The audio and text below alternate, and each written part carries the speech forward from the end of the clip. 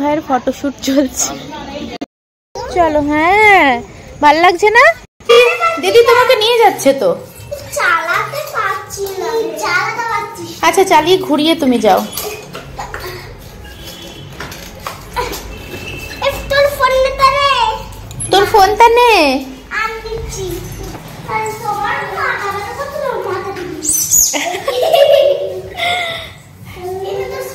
আচ্ছা দুজনে আস্তে আস্তে খেলো। হ্যাঁ আচ্ছা জয়সোনা তুমি ভাইকে দেখে রাখো। হ্যাঁ তাহলে আমি ড্রেসটা করে নি। হ্যাঁ আমরা আবার যাবো তো বেড়াতে। বেড়াতে যাবো তো না, ওকেও নিয়ে যাব। এখন এখানে থাক, আমি ড্রেসটা করে নি। হ্যাঁ ঠিক আছে। দুষ্টুমি করবে না তো? বেল বেল। হ্যাঁ হ্যাঁ বেল বেল। হ্যালো বন্ধুরা, চলো আমরা একটু ঘুরু ঘুরু করে আসি ভোলে বাবার মন্দির থেকে। তোমরাও চলো সঙ্গে।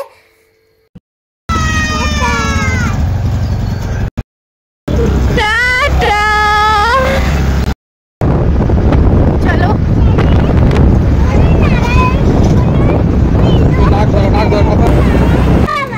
ওই দেখো বাবা। অরিন্দম বাবুর তো একটু টাইম নেই, তো বলছি যে স্টুডেন্টরা দাঁড়িয়ে রয়েছে, একটু দাঁড়াও, আমি সেন্টারটা খুলে রেখে তারপরে আসছি। ওর জন্য একটু ওয়েট করছি। ওই যে দেখো ছেলের এমনিতেই লেগেছে ঠান্ডা, তারপরে আবার এরকম হাওয়া। আর আমি তোমাদেরকে একটু পথঘাটটা শেয়ার করছি, কারণ যাওয়ার সময় বা আসার সময় আমার এই রাস্তাটা হেব্বি লাগে, কিন্তু গরমকালের হাওয়াটা বেশি ভালো লাগে। এখন যেহেতু একটু ঠান্ডা ঠান্ডা রয়েছে, মানে আরও বেশি মানে ভয় লাগছে যে এই হাওয়াতে আরও বেশি মানে শরীরের ক্ষতি হবে। আর বাচ্চাটা যেহেতু রয়েছে সেই কারণে আরও বেশি টেনশন হচ্ছে।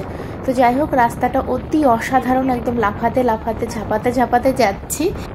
দাও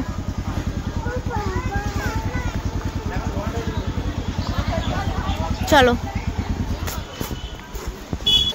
আসো জয়সোনা, আসো আসো আসো। এই যে মা চলে গেছে তো, আসো।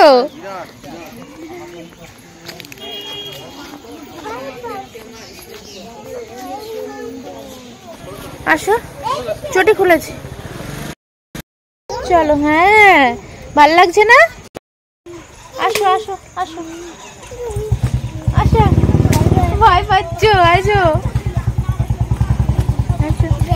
ব্যাস। জয় দিদি কোথায়? আসো আসো।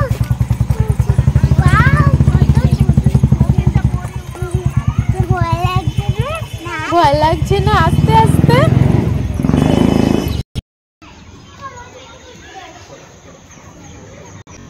নাও ভোলে বাবার কাছে সবাই প্রণাম করে আশীর্বাদ নিয়ে নাও। ওইদিকে দিদি ভাই প্রণাম করছে, আমরাও প্রণাম করলাম, তোমরাও প্রণাম করে নাও। দিদি ভাইয়ের ফটোশুট চলছে। দারুন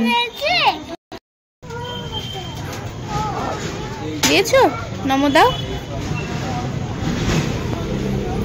হ্যাপি। ওলি বাবালি বাবালি বাবালি, কি আনন্দ। মাছ দেখো, মাছ দেখো।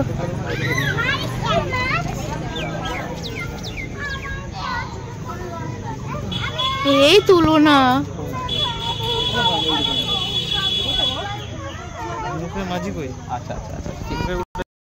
Tata tata. ভালো কাটালাম, ভীষণ ভালো।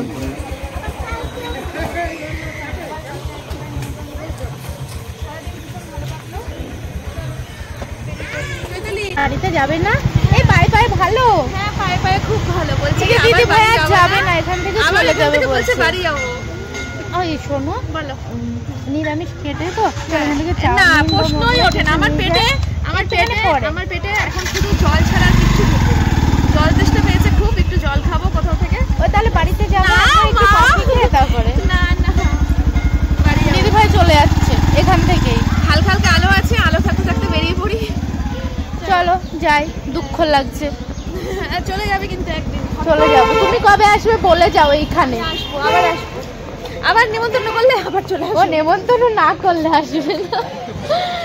আচ্ছা চলো, ওঠো মা।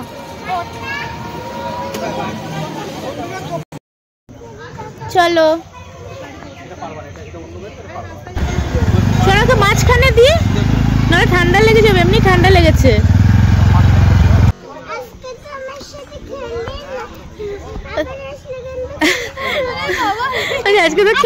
না।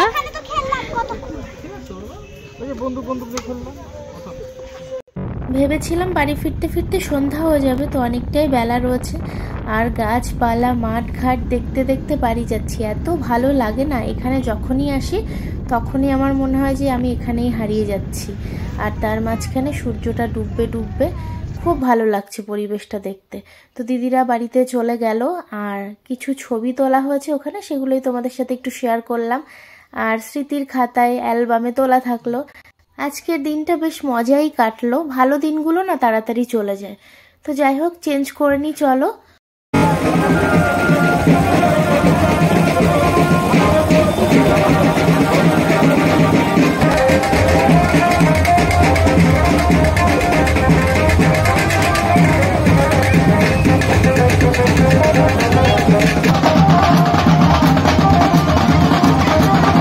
ড্রেসটা চেঞ্জ করে সন্ধ্যা দিলাম, তারপরে একটু চাউমিন বানাবো ভাবলাম। তো জলটা বসিয়েছি, আর এদিকে দেখি গান বাজনা হচ্ছে, তারপরে দেখি ঠাকুর আসছে, আর এদিকে তো সব নৃত্যশিল্পীরা নাচ করে রাস্তাঘাট ফাটিয়ে ফেলে দিচ্ছে।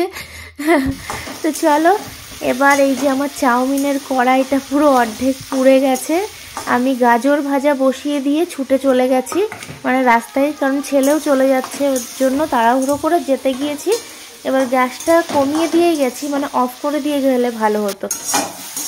চাউমিন বসিয়ে দিয়ে চলে গেছিলাম ঠাকুর দেখতে, সরস্বতী ঠাকুর ভাসান হলো, তাই গেছিলাম। আর এখন করছি চাউমিন। চাউমিনটা করা লাগতো না, কারণ বাবা আর ছেলে বায়না করছে চাউমিন খাবে। সব রান্না বান্না রয়েছে, দিদি ভাইরা তো এত খেয়েছে, ওর জন্য সব রয়ে গেছে। তো চলো চাউমিনটা করে নিই, তারপরে তোমাদেরকে দেখাবো দিদি ভাই কি কি গিফট আনলো।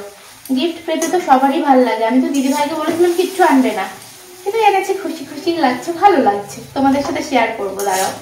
আর এটা আমাদের জন্য করছি, এই যে ডিম টিম সব ভাজা রয়েছে, এখন করবো এটা। আর বাবার জন্য করলাম নিরামিষ করে, কারণ বাবা তো নিরামিষ খায়। তোমরা যারা আগে আমার ভিডিও দেখেছো তারা জানো বাবা নিরামিষ খায়, আর যারা নতুন বন্ধু তারা তো জানো না, ওর জন্য বলে দিলাম যে বাবা নিরামিষ খায়, ওর জন্য বাবার জন্য নিরামিষ করেই করতে হয়। তো চলো ঝটপট করে নিই, তারপরে গিফটগুলো শেয়ার করবো। কমপ্লিট। এই যে আমাদের জন্য এটা আঁশ করে, আর এই যে বাবার জন্য নিরামিষ। মা, তোমার উপহারগুলো খুব ভালো হয়েছে।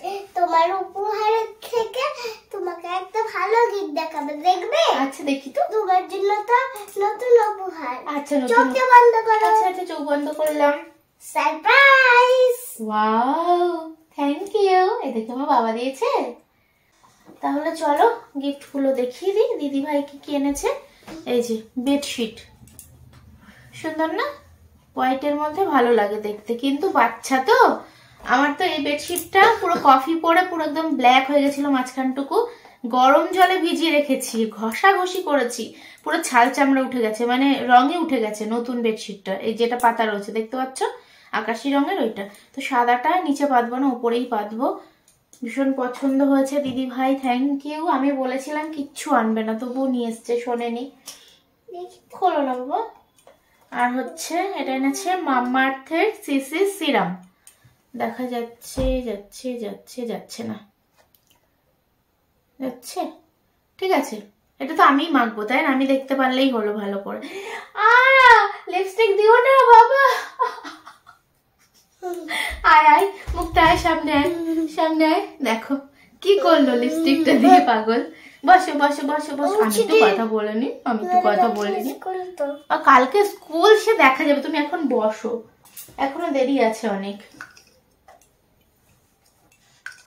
দেখেছো দুষ্টুটাকে নিয়ে ভিডিও করতে গেলে কি সমস্যা।